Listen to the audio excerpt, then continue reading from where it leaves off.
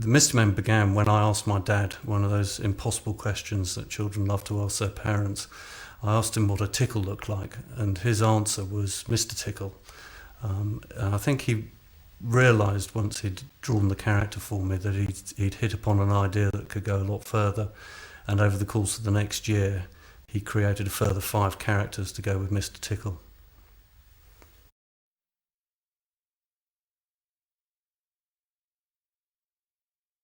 My father went about getting the Mr. Men published by approaching all the traditional publishing houses that had existed at that time. Unfortunately, he just ended up with a drawer full of rejection letters, and none of them seemed to be able to see the potential in the Mr. Men. Fortunately, he met a friend of his, Jack Thurman, who was a printer and who he'd worked with in advertising. And Jack saw the real potential in the Mr. Men, and he ended up as not only the printer but also the publisher.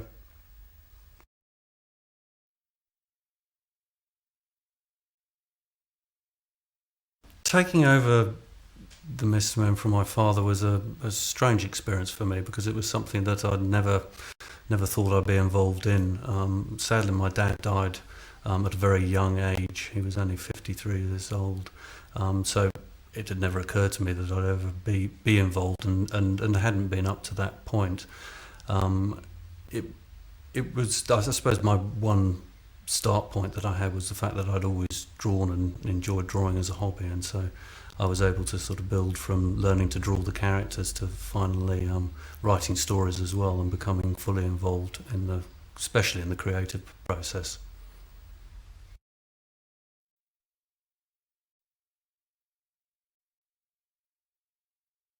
When I took over the Mr. Men, or became first involved in the business side of it, I didn't really have any particular expectations, because I'd never been involved in the business previously, so it was all of it was new, and there was I had a very steep learning curve that I had to go through.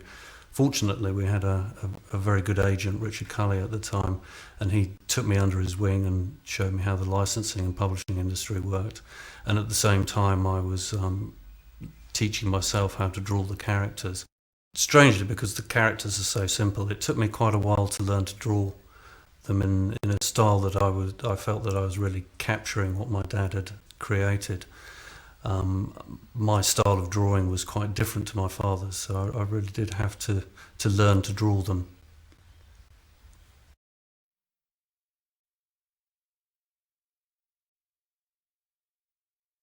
I'd set about drawing the Mr. Men characters by doing a rough pencil sketch first, and then I traced the clean line over the top of that. Originally, I tried to draw them like my father did. He drew, or in the main, drew them straight off freehand, but I find my hand isn't quite as accurate as his was. So I've developed this way of doing it. I then take the black line drawing and scan that into the computer, and colour it up in Illustrator. I mean, obviously, originally we were using magic marker pens, which is like a felt tip.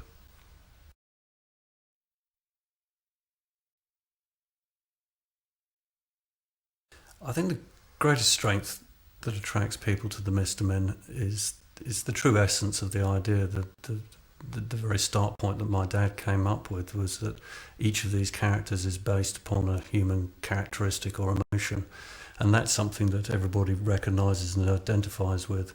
And I think that's the real attraction, that people can see parts of themselves, their friends, in each of these characters. And I think it's then taking that personification of a certain element and turning it into a story, and exploring the humour in the idea of somebody being as one-dimensional as always being happy, that I think really gives the strength to the Mr. Men.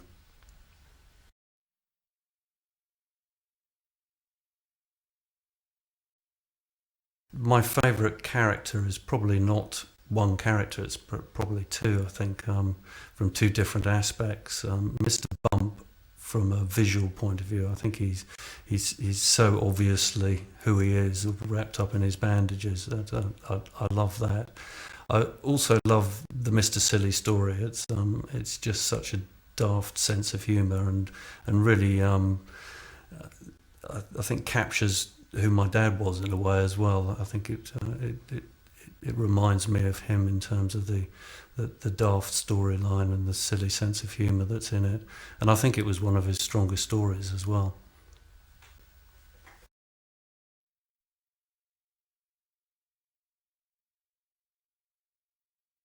I'm not sure who my father's favourite character was. Unfortunately, I never had that conversation with him when he was still alive. But I think my guess would be Mr. Silly. It just so sums up who he was in terms of his sense of humour, and I think you can really see in that story. You can see in that story how much he enjoyed writing it. So I think that would be my guess at his favourite character. Although I guess there's also an element of Mr. Toole in there as well.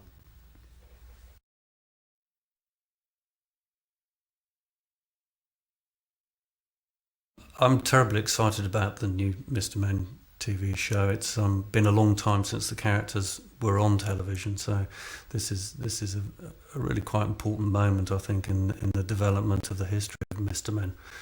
And I think from the few clips that I've seen so far that it's going to be a great show. They've really started to capture the sense of humour that my father was so keen to sort of employ in the original books, and that was really one of the strongest elements that he used to entertain children.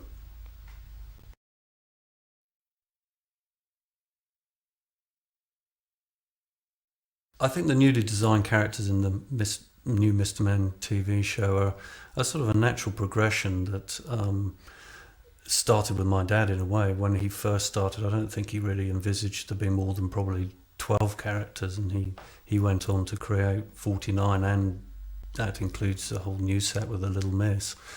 And then also with my taking over in 1988, after a rather long apprenticeship, I've also added a number of new characters, and there's over the years been a change in the style. My dad's style changed quite a great deal over the time that he was drawing them, and I think, you know, with me taking over as well, that they've obviously changed again with a different hand drawing them.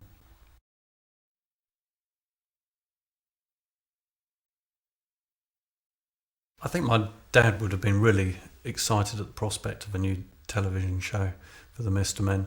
I know that when the first series came out in the 1970s, he got a real kick out of seeing his characters suddenly come to life in animation. I know one of my dad's greatest ambitions was to break into the American market, and the fact that the new Mr. Men TV show has been sold to Cartoon Network, I think would have really thrilled him.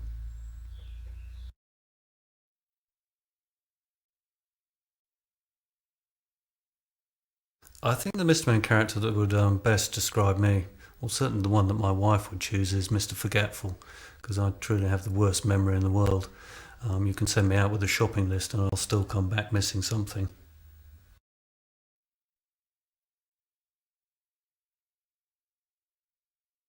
I think that the advice that I give to other people who are trying to create their own children's stories is firstly you need a completed idea.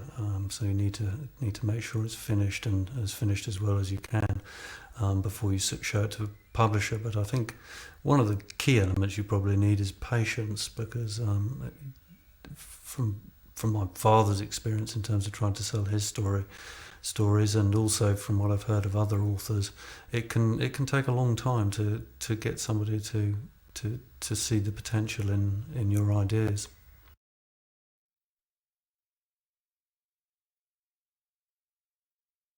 Since we sold the Mr. Men rights to Corian, I've had the opportunity and the time, I guess, as much as anything else, because the Mr. Men did take up an awful lot of time when I was fully involved in the business. I've had the chance to pursue an ambition that's been mine for a long time, and that's oil painting. I've been doing some landscapes and a little bit of portraiture.